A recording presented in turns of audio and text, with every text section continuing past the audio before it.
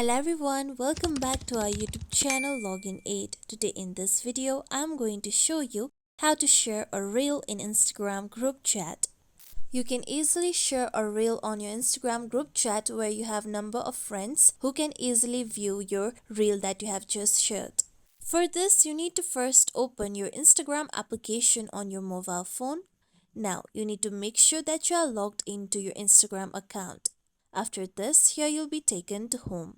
Now you can tap on search bar on the down and you can look for the reel, or you can directly tap on the reel icon present on down, and then here you can scroll and look for the reel that you want to share with your friends on the group chat. After you found a specific reel that you want to share, tap on the plane icon present on the right side. After this, here you can look for your group chat, or you can tap on the search bar on the top and enter the group name. After this, tap on the small circle.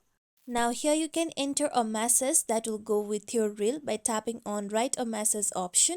After you do so, tap on send option.